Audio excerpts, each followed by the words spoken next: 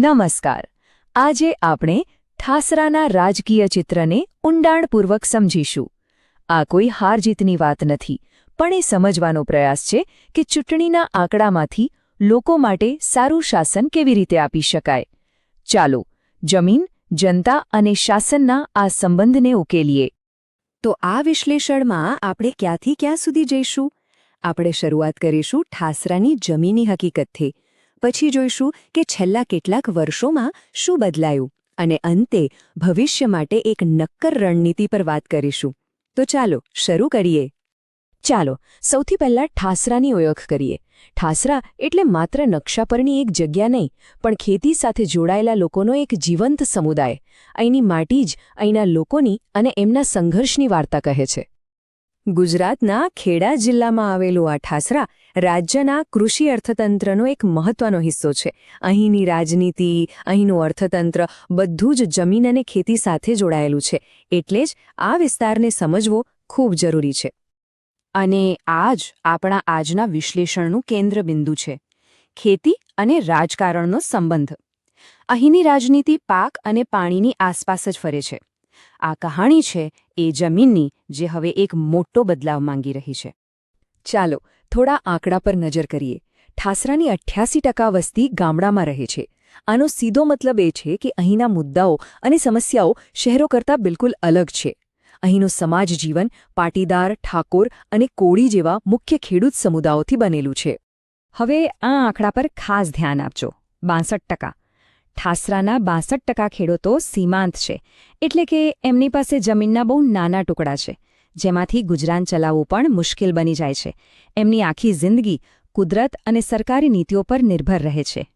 અને જ્યારે આવી પરિસ્થિતિ હોય ત્યારે લોકોના હૃદયમાંથી કેવો અવાજ નીકળે છે? આ એક વાક્ય એ જ દર્દને વાચા આપે છે. પાણી જેવી પાયાની જરૂરિયાતનો અભાવ સીધો બાળકોના ભવિષ્ય અને એમના સપનાઓ સાથે જોડાયેલો છે.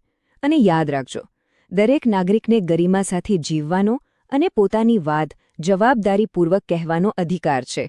આ અવાજ એ જ અધિકારનો પડઘો છે. તો લોકોની આ બધી ચિંતાઓ ચૂંટણીના રાજકારણમાં કેવી રીતે દેખાઈ?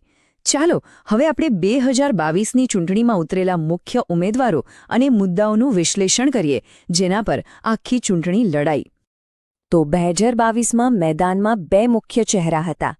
એક તરફ હતા કોંગ્રેસના પીઢ નેતા કાંતિભાઈ પરમાર, જે જમીન પર ફરીથી વિશ્વાસ કેળવવાનો પ્રયત્ન કરી રહ્યા હતા. અને બીજી તરફ હતા ભાજપના સત્તા પર રહેલા ધારાસભ્ય યોગેન્દ્રસિંહ પરમાર, જેમનું ધ્યાન કેન્દ્રની યોજનાઓ અને પાર્ટીની બ્રાન્ડ પર હતું.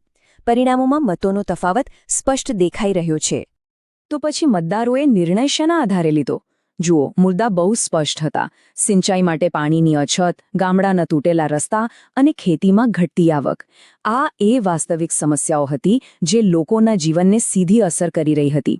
સામે પક્ષે સત્તાધારી પક્ષનું મજબૂત સંગઠન અને કેટલીક યોજનાઓનો લાભ પણ એક મોટું પરિબળ બન્યું. પણ આ તો ફક્ત 2022ની વાત થઈ. આ રાજકીય પરિવર્તનની આખી વાર્તા સમજવા માટે આપણે છેલ્લા એક દાયકાના આંકડાઓ પર નજર નાખવી પડશે. આ ડેટા આપણને જણાવશે કે પવન કઈ દિશામાં અને કેટલી ઝડપથી બદલાયો છે.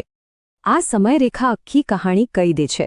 2012માં જે બેઠક કોંગ્રેસના હાથમાં હતી એ 2017માં ભાજપ પાસે જાય છે, અને 2022 સુધીમાં તો ભાજપનો દબદબો સ્પષ્ટપણે સ્થાપિત થઈ જાય છે. સત્તાનું સમીકરણ સંપૂર્ણપણે બદલાઈ ગયો. અને આ ચાર્ટ એ બદલાવને આંકડામાં બતાવે છે. જુઓ, કોંગ્રેસનું વોટ શેર લગભગ 48%થી ઘટીને સીધો 30% પર આવી ગયો છે. અને એ જ સમયે ભાજપનો વોટ શેર 38%થી ઉછળીને લગભગ 62%એ પહોંચી ગયો. આ આંકડા કોઈપણ શબ્દો કરતાં વધુ અસરકારક છે. અને આ એક આંકડો 31.5%, આ ફક્ત જીતનું અંતર નથી, આ એક સંદેશ છે. આ 2022ના જનાદેશની તાકાત બતાવે છે, અને સાથે જ વિપક્ષ માટે પડકાર કેટલો મોટો અને ઊંધો છે એ પણ સ્પષ્ટ કરે છે. સારું, તો આપણે ભૂતકાળનું વિશ્લેષણ કરી લીધું, સમસ્યાઓ પણ સમજી લીધી, પણ હવે સવાલ એ છે કે અહીંથી આગળનો રસ્તો શું? હવે આપણે નિદાનથી આગળ વધીને ઉકેલની વાત કરીશું. શાસન માટે એક નવી બ્લ્યુપ્રિન્ટ કેવી હોઈ શકે એ જોઈએ. અને આ નવી રણનીતિનો પાયાનો વિચાર છે: પાર નહીં, પ્રશાસન. આનો મતલબ એ છે કે રાજનીતિ ચહેરાઓ પર નહીં, પણ લોકોના કામ કરવા પર અસરકારક વહીવટ પર કેન્દ્રિત હોવી જોઈએ. મુદ્દો વ્યક્તિ નહીં પણ વ્યવસ્થા હોવી જોઈએ. તો આ શાસન કેવું હોવું જોઈએ? એના આ 5 મુખ્ય સ્તંભ છે. પહેલું, પાણીની ગેરંટી. બીજું, સારા રસ્તા અને બજારની સુવિધા. ત્રીજું, ખેડૂતોની આવક માટે ટેકો. ચોથું, યુવાનોના ભવિષ્ય માટે શિક્ષણ અને રોજગાર. અને પાંચમું, એક જવાબદાર તંત્ર જે લોકોની ફરિયાદો સાંભળે અને ઉકેલે.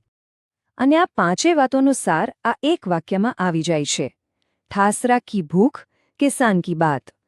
આ કોઈ રાજકીય નારો નથી, પણ લોકોની મૂળભૂત જરૂરિયાતોને રાજનીતિના કેન્દ્રમાં લાવવાનો એક પ્રયાસ છે. સીધી વાત જે સીધી લોકોના દિલને સ્પર્શે.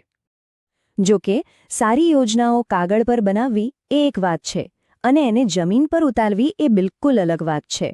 તો સવાલ એ છે કે આ બ્લૂપ્રિન્ટને એક વાસ્તવિક જન આંદોલનમાં કેવી રીતે ફેરવી શકાય? ચાલો એની યુક્તિઓ જોઈએ. એના માટે જમીન પર ઉતરવું પડશે. 2022ના ડેટાનો અભ્યાસ કરીને એવા બૂથ પર ધ્યાન આપવું પડશે જ્યાં દેખાવ નબળો હતો. ગામડે ગામડે જઈને કિસાન સભાઓ કરવી પડશે, જેથી લોકોનો અવાજ સંભળાય. અને સૂકી નહેરો કે તૂટેલા રસ્તા જેવા નક્કર પુરાવાઓ સાથે વિકાસના દાવાઓને પડકારવા પડશે. અને અંતે આ આખી વાત માત્ર ચૂંટણી જીતવા પૂરતી સીમિત નથી. આનો હેતુ ઘણો મોટો છે.